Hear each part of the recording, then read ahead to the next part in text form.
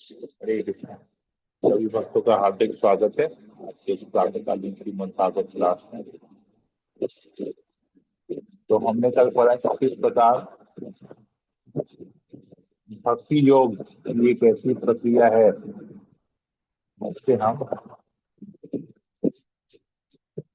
भगवान को जान सकते हैं और इस भौतिक जगत के जो चक्र है, जन्म मृत्यु जरा व्याधि का जो चक्र है उससे छूट सकते हैं और उनके काम जा सकते हैं।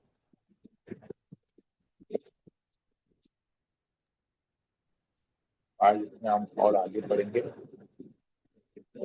स्वयं मनु जो अपने पौत्र गुरु महाराज को उपदेश दे रहे हैं, व्यासन कर लेते हैं।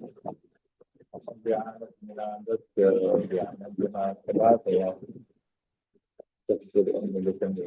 तस्मै श्री गुरुवे नमः। नमो विष्णुपादाय कृष्णदेवाय भूतले श्रीमते ओ आचार्य पादाय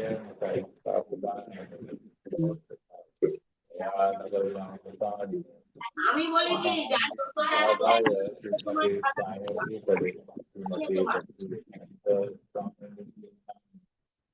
श्रीमते सरस्वती देवे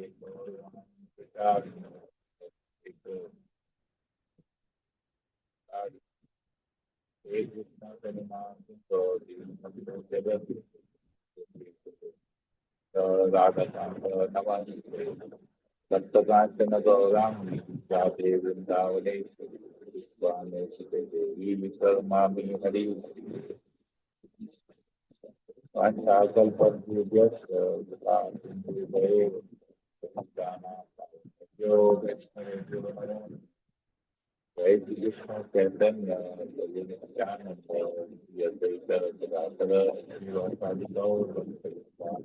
हरे कृष्णा कृष्णा कृष्णा हरे राम राम हरे मंगलाचरण की जय।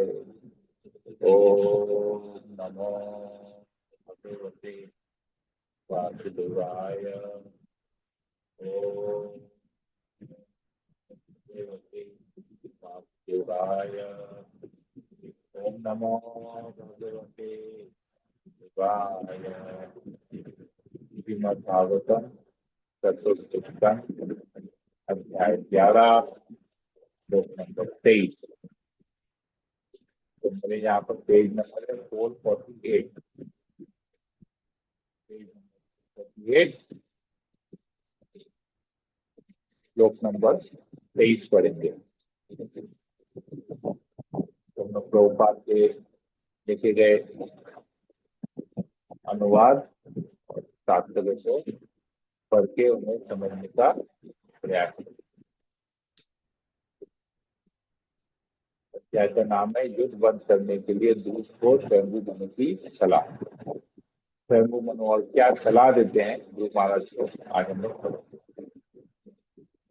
परम सत्य अर्थात तत्व कभी भी अपूर्ण इंद्रिय प्रयास द्वारा जानने का विषय नहीं रहा है, न ही उसका प्रत्यक्ष अनुभव किया जा सकता है।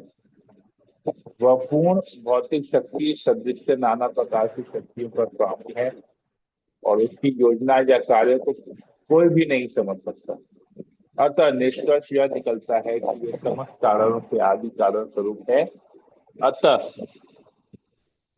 उन्हें कल्पना द्वारा नहीं जाना जा सकता। परम सत्य यानी कि भगवान को हम अपने इंद्रियों के प्रयास से नहीं जान सकते। क्यों? क्योंकि हमारी इंद्रियां अपूर्ण है। तो हर जीव की इस भौतिक जगत में 4 डिफेक्ट्स हैं। उन 4 डिफेक्ट्स में से एक डिफेक्ट है कि उसकी इंद्रियां अपूर्ण है।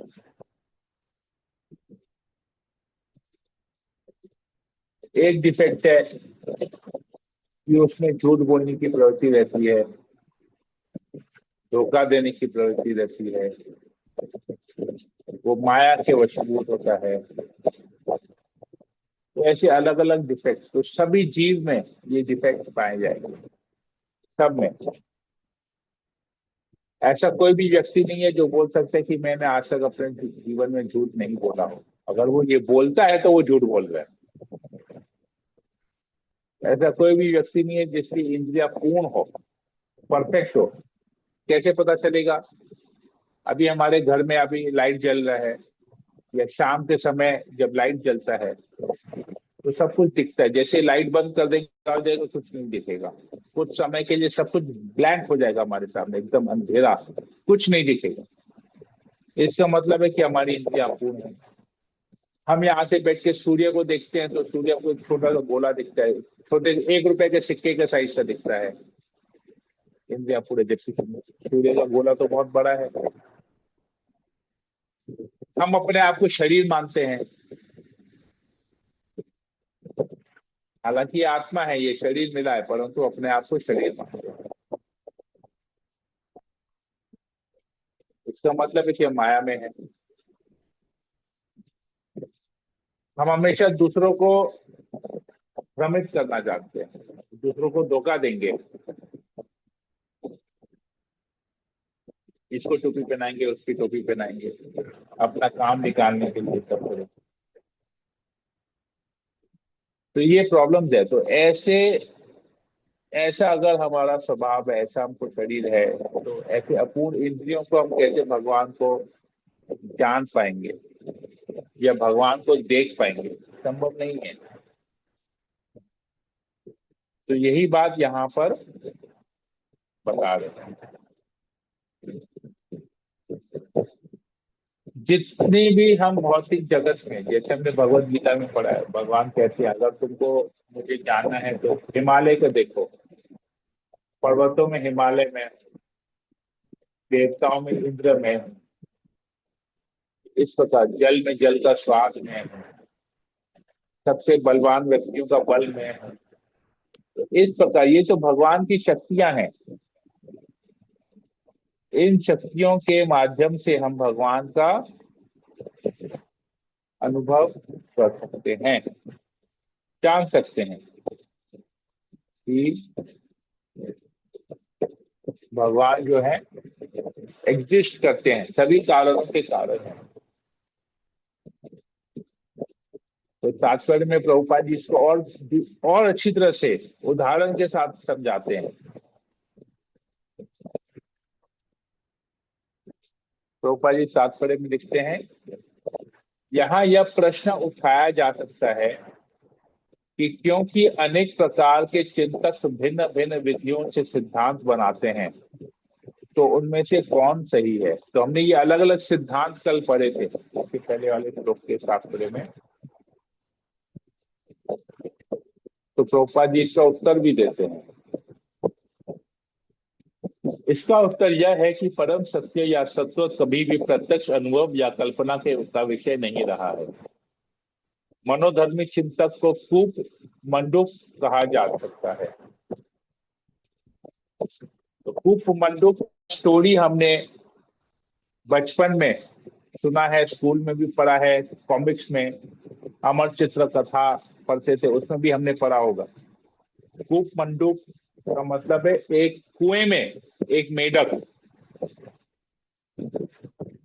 तो कुएं में जब एक मेढक को बोला जाता है कि तुम इस छोटे से कुएं में पड़े हो, तुमको पता है कि बाहर इतना बड़ा एक विशाल एक सागर, एक महासागर है।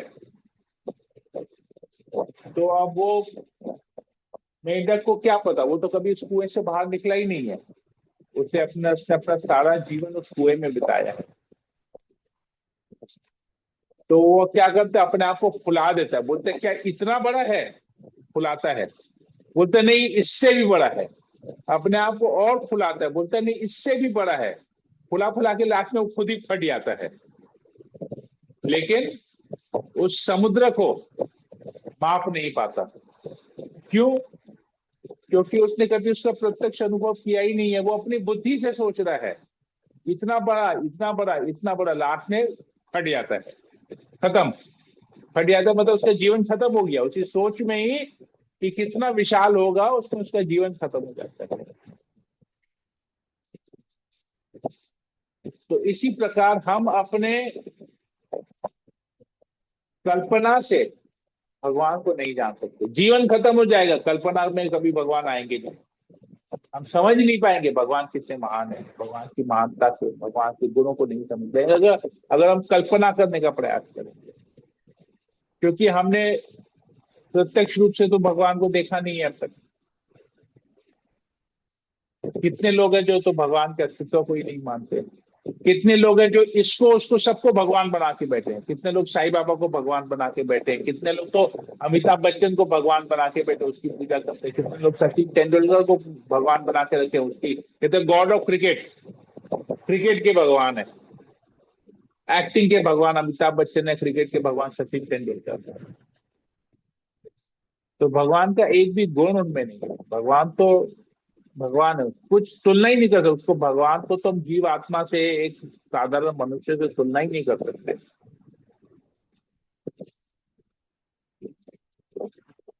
कितने अपने आप को भगवान बन, खुद स्वयं को भगवान घोषित करते हैं। जैसे मैं बीच में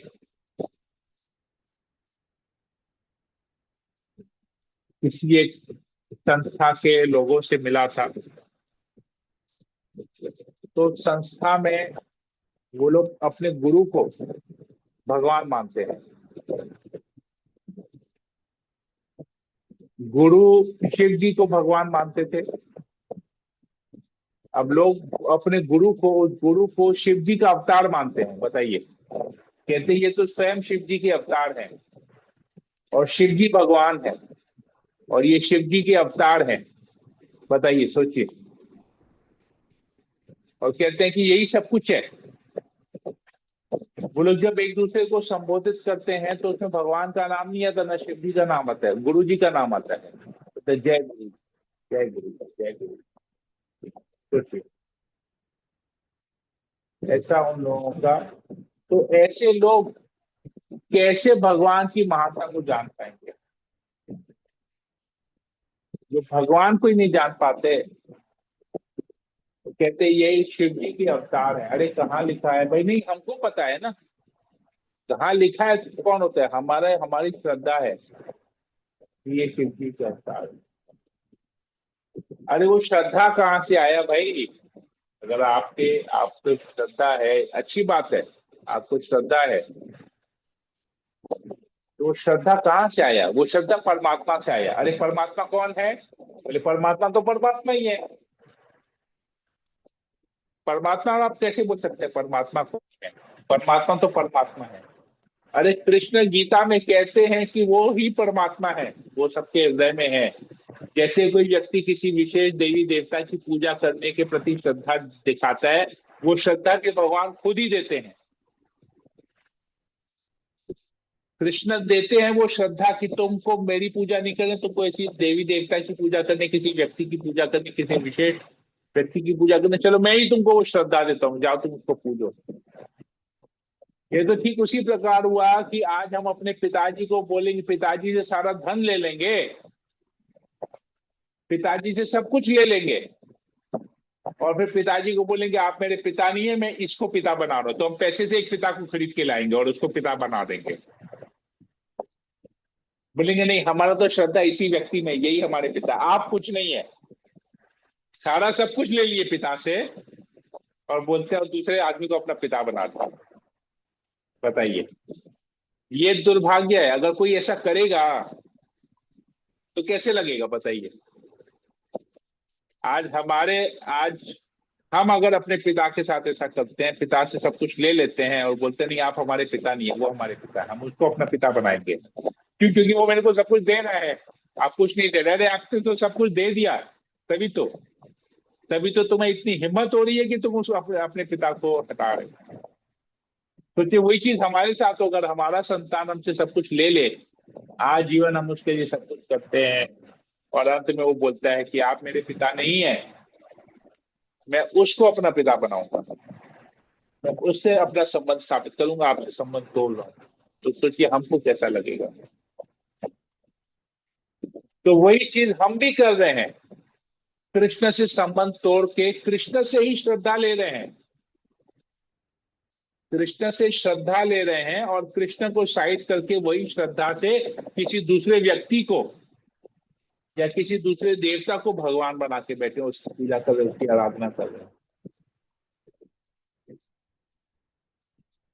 तो कैसा फील हो रहा होगा कृष्ण को देखिए। सोचिए वो देवी देवता कैसा फील करना होगा। वो भी सोच रहा कितना बड़ा बेवकूफ है, देखो कृष्ण से श्रद्धा लेके मेरे पास आ रहा है, अब क्या बोलूंगा ऐसे बेवकूफ को। सोचिए, शिव जी भी बोल रहे थे क्या बेवकूफ है यार, कृष्ण को चल के मैं कृष्ण का नाम जप करता हूँ, मैं हरि हरि को भजता हूँ, ये बेवकूफ मेरे को भज रहा है, क्या करूंगा। शिव जी के ऊपर ज्यादा रिस्पॉन्सिबिलिटी हो गया, अरे यार ये तो असुर नहीं है, ये तो अच्छा व्यक्ति है, फिर मेरी भक्ति कर रहा है, अब ये आएगा मेरे पास, मेरे को इसको फिर भगवान की भक्ति सिखानी पड़ेगी, हरि भक्ति सिखानी पड़ेगी ताकि ये वैकुंठ चले जाए। शिव जी के ऊपर काम बढ़ जा रहा है, ऐसे ही शिव जी के पास काम कम है क्या, इतने असुरों को, इतने राक्षसों को, इतने भूत प्रेतों को संभाल के बैठे हैं, सब तामसिक लोगों को संभाल के बैठे हैं। अब शिव जी के ऊपर हम और प्रेशर डाल रहे हैं, शिव जी की भक्ति करके, कृष्ण की भक्ति करो भाई। शिव जी भी यही बोलते हैं कि मैं तो हरि का नाम जपता हूँ, आराधना नाम सर्वेशाम विष्णु आराधना परम। शिव जी बताते हैं ये पार्वती को, तो विष्णु की आराधना नहीं करके शिव जी की आराधना। तो एक एग्जाम्पल प्रभुपाद यहाँ पर मेंढक का देते हैं, दूसरा उदाहरण भी देते हैं यहाँ पर, कहते हैं जब रात्रि में सूर्य दृष्टि गोचर नहीं होता या दिन में बादलों से ढका रहता है, तो उसे न तो शारीरिक न ही मानसिक शक्ति अथवा वैज्ञानिक उपकरणों से उभारा जा सकता है। भले ही सूर्य आकाश में हो, कोई यह दावा नहीं कर सकता कि उसने ऐसी टॉर्च खोज निकाली है जिसे रात्रि में छत पर जाकर आकाश की ओर अभिमुख करने पर सूर्य दिखलाई पड़ सके।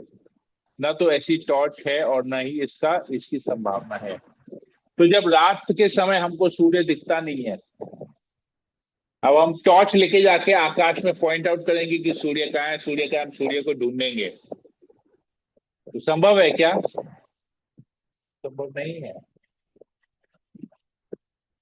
तो वैसे ही हम अगर बोलेंगे कि मैं भगवान को देखना चाहता हूं, अगर भगवान है तो उसको अभी मेरे सामने प्रकट होना है, तभी मैं विश्वास करूंगा कि भगवान है, नहीं तो मैं क्यों विश्वास करूं। अरे भगवान तुम्हारे नौकर नहीं है कि तुम्हारे समक्ष आके प्रकट हो जाएंगे। तुमने क्या किया है भगवान के लिए जो तुम भगवान तुम्हारे सामने प्रकट होंगे, बताओ।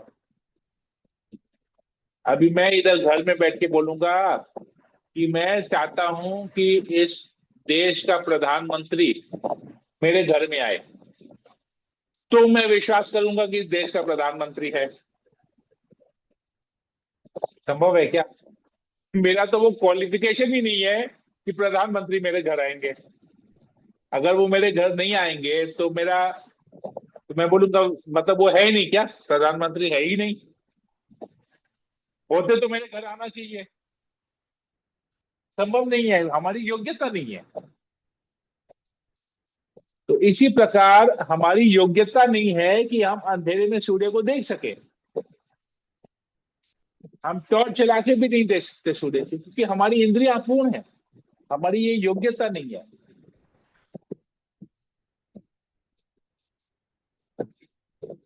यही जब हम ऊपर चले जाएंगे, ब्रह्म लोक जाएंगे, तो हम वहां बैठ के सूर्य को देख सकते हैं।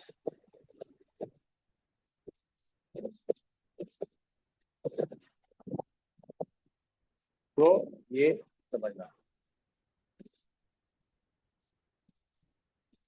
तब हमारी इंद्रियां इतनी परफेक्ट हो जाएंगी, हमारी आंखें इतनी स्ट्रांग हो जाएगी कि हम सूर्य को देख, सूर्य क्या, सूर्य के देवता से भी बात कर पाएंगे, सूर्य के रथ को भी देख पाएंगे। जब सूर्य देव अपने रथ पे जाके जिस स्पीड में चलते हैं, पूरा पृथ्वी के गोल घूमते हैं, तब हम देख पाएंगे उनको, उनसे बात भी कर पाएंगे। जैसे हनुमान जी ने पूरा शास्त्र का ज्ञान कैसे लिया? सूर्य से लिया, सूर्य देव से लिया। पता है ना आप लोगों को, शास्त्र का ज्ञान हनुमान जी ने सूर्य देव से लिया। अब सूर्य देव बोले कि मेरी कक्षा में जगह नहीं है, मेरा क्लास पूरा फुल हो गया है, एडमिशन खत्म हो गया है, मैं और किसी को नहीं लूंगा। हनुमान जी बोले कोई दिक्कत नहीं है, मैं कोने में खड़े रह के सुनूंगा, मेरे को बैठने की जगह भी नहीं चाहिए।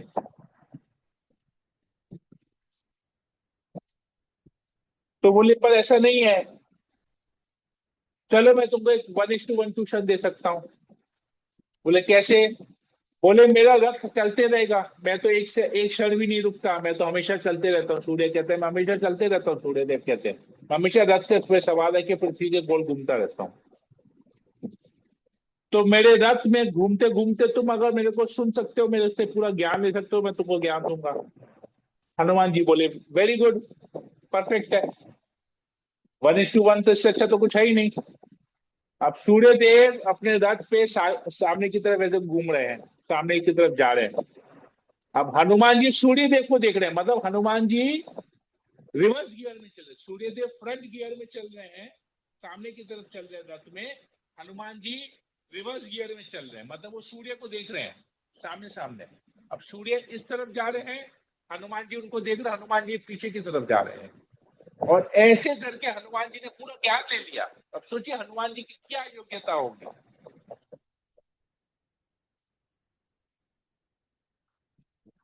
जिस स्पीड में सूर्य जा रहे हैं, हनुमान भी उसी स्पीड में जा रहे हैं, लेकिन उल्टी तरफ, रिवर्स की तरफ जा रहे हैं। और साथ ही साथ सूर्यदेव ज्ञान दिए जा रहे हैं, हनुमान जी ज्ञान का श्रवण किए जा रहे हैं। इसलिए उनको बुलाया जाता है जय हनुमान ज्ञान गुण सागर, ज्ञान और गुणों के सागर है। कैसे ज्ञान के सागर बने? ज्ञान लेने का कैपेसिटी उनका वैसा है। क्यों? क्योंकि उनकी श्रद्धा वैसी है, उनकी शरणागति वैसी है, तभी वो ज्ञान ले पा रहे हैं। तो वैज्ञानिक का तो श्रद्धा नहीं है, इसलिए उनको वैसा ज्ञान नहीं मिल रहा, टॉर्च लेके अपना ढूंढते जा रहे हैं। ऐसे तैसे लोग जिस जिसको भगवान बना के उससे ज्ञान ले जा रहे हैं, तो बेकार का लोगों को पीछे भाग रहे हैं, और बेकार का उनको ज्ञान मिल रहा है, भगवान का ज्ञान मिल ही नहीं रहा है।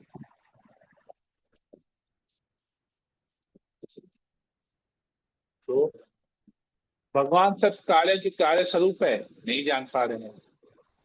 तो हम लोग थोड़ा सा और स्किप करते हैं, हम लोग अंतिम पैराग्राफ के बीच की तरफ आते हैं तात्पर्य में। तो कहते हैं कि भक्त भगवान के समक्ष पूर्ण रूप से समर्पित हो जाता है, और वे अपनी अहेतु की कृपा से स्वयं को प्रकट करते हैं। जैसा कि भगवत गीता में कहा गया है, ददामी बुद्धि योगम तम, अर्थात मैं उसे बुद्धि प्रदान करता हूं। तो भक्त जब समर्पण करता है, पूर्ण रूप से समर्पित होता है, तो भगवान प्रत्यक्ष प्रकट होते हैं उनके सामने। भगवान उनको बुद्धि देते हैं, कैसे वो भगवान के पास आ सके। तो ये आखिर ये बुद्धि क्या है? प्रभुपाद जी लिखते हैं कौन सा बुद्धि प्रदान करते हैं, कैसी बुद्धि प्रदान करते हैं?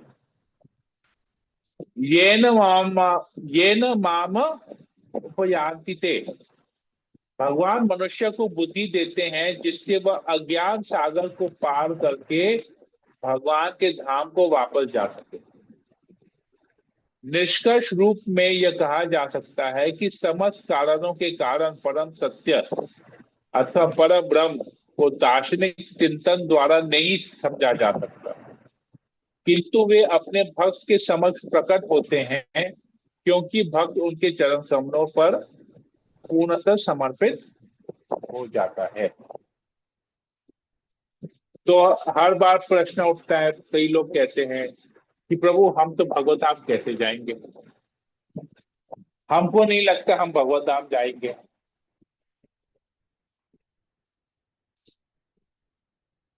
तो हम तो भगवत धाम जाने का प्रयास नहीं कर रहे हैं, हम तो भगवान के शरणागत होने का प्रयास कर रहे हैं।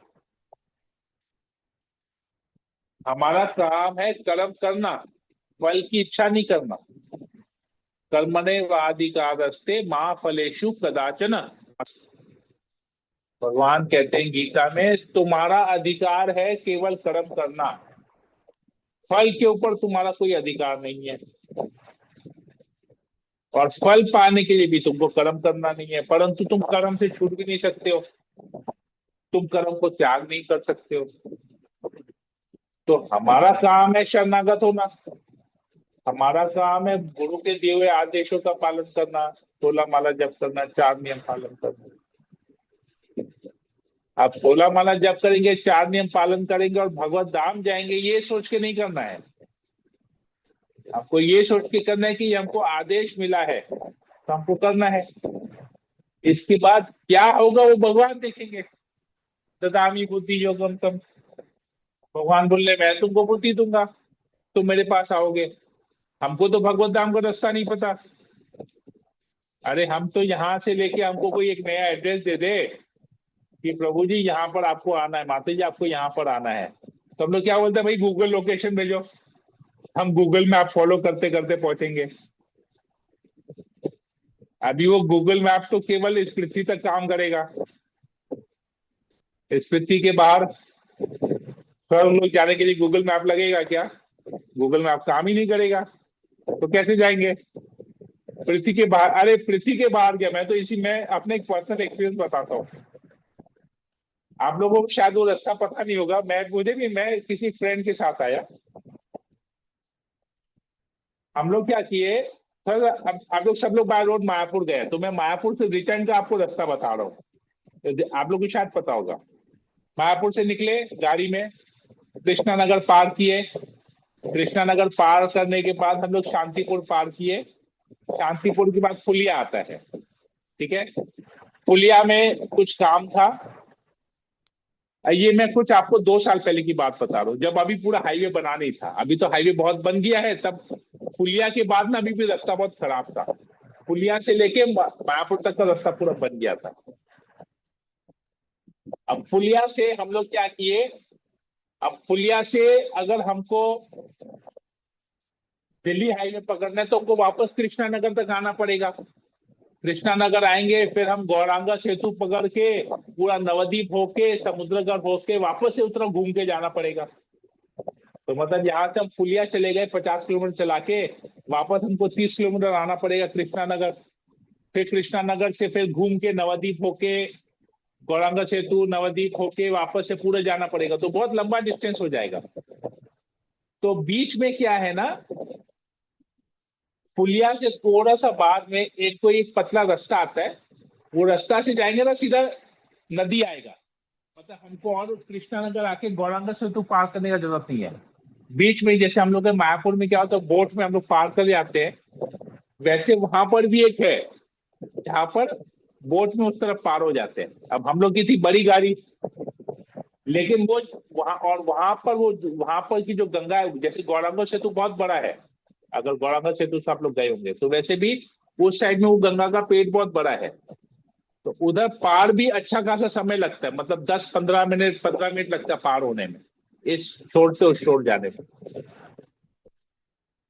तो वहां पर जो बोट है ना, वो बोट भी बहुत बड़ा है, इतना बड़ा है कि उसमें ट्रक के ट्रक चढ़ जाते हैं। मैं भी हैरान हूं, मैं फर्स्ट टाइम। अब हम लोग का गाड़ी में गूगल मैप ऑन था, अब गूगल मैप ऑन था तो हम लोग आए, तो वहां पर जहां पर आए वो रास्ता खत्म हो गया। अब सामने केवल पानी है, समुद्र है, और समुद्र को पार करना है, या कहेंगे नदी है, नदी को पार करना है। समुद्र को तो नहीं कर पाएंगे, नदी को पार कर पाएंगे, तो सामने नदी है, नदी को पार करना है। तो गूगल मैप में दिखा दिया अब आगे नदी है, लेकिन गूगल मैप में दिखा रहे अननेम्ड रोड, माने इस रास्ता का कोई नाम नहीं है। तो गूगल मैप वहां फेल हो गया। सामने रास्ता है ही नहीं, सामने नदी है, लेकिन गूगल दिखा रहा है कि सामने रास्ता है और उस रास्ते का नाम नहीं है, बेनामी रास्ता है। तो देखिए गूगल मैप भी फेल हो गया। इस भौतिक जगत का ही चीज, मान इस पृथ्वी का चीज इस पृथ्वी में ही फेल हो गया। तो अभी अगर हमको वैकुंठ जाना है या स्वर्ग जाना है, बेसिकली बेसिकली इस पृथ्वी से अगर हमको बाहर निकलना है तो गूगल मैप भी काम नहीं आएगा। तो केवल भगवान की कृपा ही काम आएगी। तो वैकुंठ जाने के लिए भगवान का विमान आएगा। हम अपने विमान से जा नहीं सके, अपने प्रयास से जा नहीं सके, तो भगवान अपना विमान भेजेंगे और उस विमान में चढ़ के विष्णुदूत हमको लेके जाएंगे। उनको पता है, उनका विमान है, उनको पता है कि उसका उनका विमान कैसे जाएगा। तो कहने का अर्थ ये है कि हम भगवत धाम जाएंगे कि नहीं जाएंगे उसके बारे में हमको सोचना नहीं है। उसका गारंटी भगवान ले रहे हैं, उसकी जिम्मेदारी भगवान ले, भगवान के पास जाने की जिम्मेदारी भगवान ले रहे हैं। तो उसके लिए कोई टेंशन करना नहीं है। वो गूगल, भगवान को गूगल मैप का जरूरत नहीं है, ना हमको लोकेशन का जरूरत है, क्योंकि भगवान का विमान आ रहा है। अभी मान लीजिए हमने आपको इनवाइट किया कि माता जी हमारे घर में प्रोग्राम है, आप हमारे घर में आइए। तो पहले आप सोचेंगे कि प्रभु के घर में कैसे जाएंगे, रास्ता पता नहीं है, गाड़ी ड्राइवर का भरोसा नहीं है, इलेक्शन का टाइम है, ऊबर मिलेगा नहीं मिलेगा, रास्ता बंद होगा, कहाँ रैली होगा, इतना अब सोच रहे हैं। तो हम बोल, और संगी संग बोला माता जी आप टेंशन मत लीजिए, मैं अपना गाड़ी भिजवा दे रहा हूँ, गाड़ी ड्राइवर मैं भिजवा दे रहा हूँ, बस खाली गाड़ी में बैठ के। तो कितना खुश, कोई टेंशन ही नहीं, एकदम पूरा टेंशन फ्री हो गए। प्रभु का ही गाड़ी आ रहा है, प्रभु की गाड़ी में बैठ के जाना है, उनके घर जाना है। अब हमको क्या रास्ता पता करना, क्या चिंता करना, कुछ नहीं करना। तो सेम सिस्टम, भगवान का विमान आएगा, वैकुंठ का विमान आएगा, हमको लेके जाएगा भगवत धाम। हमको क्या सोचना, हमको तो खाली जैसे प्रभु के घर जाना है, तो हमको तो खाली रेडी होना है, तैयार होना है, उनका गाड़ी आएगा उसको गाड़ी में चलना है। तो हमको भी वही करना है, वैकुंठ के विमान के लिए तैयारी करनी है, 16 माला जप करना है, 4 नियम पालन करना, और तो कुछ करना नहीं है, ये हमारी तैयारी है। वैकुंठ का विमान आएगा उसमें चढ़ जाएंगे, बात खत्म हो गया। तो ये चीज यहाँ पर हम समझ सकते हैं। अगला श्लोक करते हैं, श्लोक नंबर 24 आई थिंक वो समय हो गया है, 7:15 बजे कंप्लीट करना था, तो ठीक है एक श्लोक। अच्छा इसका तो तात्पर्य नहीं, अनुवाद पढ़ लेते हैं। कहते तो हे पुत्र, वे कुबेर के अनुचर यक्ष कर तुम्हारे भाई वास्तविक हत्यारे नहीं है। प्रत्येक जीवात्मा का जन्म तथा मृत्यु तो समस्त कारणों के कारण परमेश्वर द्वारा ही तय होती है। तो इधर उसको प्रूव कर दिए कि यक्ष गण तुम्हारे भाई के हत्यारा का जिम्मेदार नहीं है, भगवान ही सभी कारणों के कारण है, इसलिए तुमको इसके बारे में ज्यादा सोचने की जरूरत है। हरे कृष्णा। यहीं पर ही रखते हैं, किसी भक्त को कोई प्रश्न हो पूछ सकते हैं, कुछ कमेंट हो बोल सकते हैं। 5 मिनट हम लेंगे और फिर सेशन को एंड करेंगे। किसी को कुछ पूछना है, कुछ बोलना है?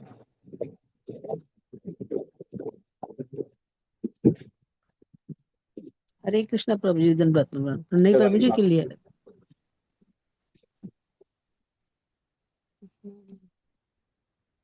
कोई है किसी को कुछ पूछना, कुछ बोलना है?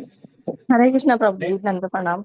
प्रभु जी बहुत अच्छे से समझ में आ गया। हम लोग जब मैं पढ़ रही थी तो इतना हमने कि ऊपर सर से ऊपर से निकल गया था ये वाला चैप्टर। तो अभी हमने धीरे धीरे समझ में आ रहा है कि हाँ कैसे क्या होता है इसमें। तो वो सब चीजें जो है वो क्लैरिफाई आपने किया।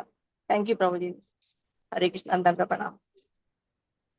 हरे कृष्ण प्रभु जी, दंडवत प्रणाम। प्रभु जी आपकी कथा से तो भगवत जाने का रास्ता बहुत इजी हो गया है, मतलब है और एक्चुअली, लेकिन आज सुन के तो लग रहा है कि बहुत इजी है। माथे में जैसा ये करना पड़ेगा वो करना पड़ेगा ऐसे रहता है कि ये पढ़ना पड़ेगा, लेकिन खाली 4 नियम करने से ही भगवत धाम जा सकते हैं, तो बहुत इजी हो गया। खाली 4 नियम नहीं, 16 माला जब भी करना पड़ेगा। हाँ वही 16 माला जप, होगा नहीं 16 माला जप प्रभु, हाँ 16 माला जप तो करना ही है। हरे कृष्णा। अभी आगे बढ़ेंगे तो फिर प्रभु बताएंगे आपको अपराध युक्त हो रहा है, फिर बोलेंगे अभी आभास हो रहा है, फिर बोलेंगे अभी शुद्ध करिए, तो उसमें टाइम लग जाएगा। ऐसे 16 वाला करने से तो पहुंच ही जाएंगे, है ना। हरी बोल। हरे कृष्णा। ठीक है, और किसी को पूछना है, कुछ बोलना है? नहीं? ठीक है, तो फिर हम सेशन को यही करते हैं। हरे कृष्णा प्रभु कल हरे के हरे, लिए हरे राम राम राम हरे हरे। वांछा कल्पतरुभ्यश्च कृपा सिन्धुभ्येव च पतितानां पावनेभ्यो समेत भक्तवृंद की जय। जगत गुरु श्रील प्रभुपाद की जय। श्रद्धा जी महाभारत। प्रभु जब क्लास के लिए बात हो गया क्या?